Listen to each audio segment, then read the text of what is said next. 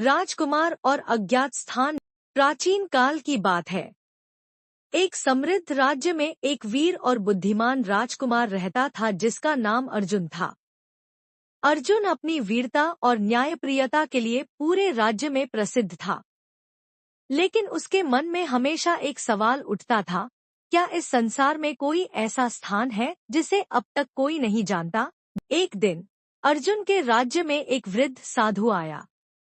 उसने कहा, हे राजकुमार, मैंने सुना है कि तुम संसार के सभी रहस्यों को जानना चाहते हो, परंतु क्या तुमने उस अज्ञात स्थान के बारे में सुना है जो एक रहस्यमय जंगल के बीचों बीच स्थित है?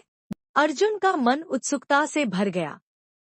उसने साधु से उस स्थान का मार्ग पूछा, लेकिन साधु ने केवल इतना कहा, यह स्थान हर किसी के लिए नहीं है। इसके लिए तुम्हें अपने साहस, धैर्य और विवेक का प्रमाण देना होगा। अर्जुन ने निश्चय किया कि वह इस अज्ञात स्थान का पता लगाएगा। अगले ही दिन वह अपने घोड़े पर सवार होकर जंगल की ओर चल पड़ा।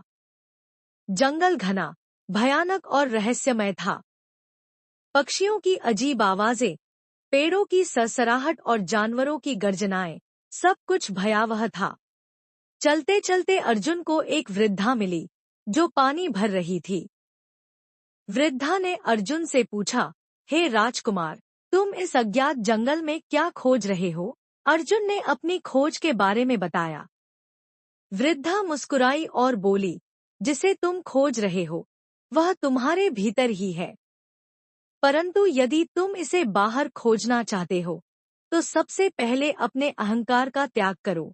अर्जुन ने विनम्रता से सिर झुकाया और आगे बढ़ गया। कुछ और समय चलने के बाद उसे एक विशाल सरोवर दिखाई दिया। सरोवर का पानी इतना साफ था कि उसमें अपना प्रतिबिंब स्पष्ट दिखता था। अर्जुन ने उसमें देखा और सोचने लगा, क्या यह वही स्थान है जिसकी खोज में मैं आया हूँ? तभी सरोवर के पास से एक दिव्य आवाज आई, हे राजकुमार, यह वही स्थान है जिसका तुमने पता लगाने का प्रयास किया। यह स्थान बाहरी नहीं बल्कि आंतरिक है। यह स्थान तुम्हारे मन की शांति है जिसे तुम बाहरी संसार में खोज रहे थे। अर्जुन की आंखें खुल गईं।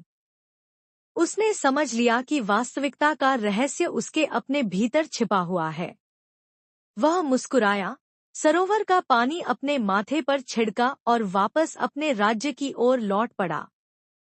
अब वह केवल एक वीर राजकुमार नहीं था, बल्कि एक आत्मज्ञान से परिपूर्ण व्यक्ति बन चुका था। इस प्रकार अर्जुन ने उस अज्ञात स्थान का रहस्य जान लिया, जो न तो किसी मानचित्र पर था, न किसी जंगल में, बल्कि हर इंसान के अपने भीतर स्थित है।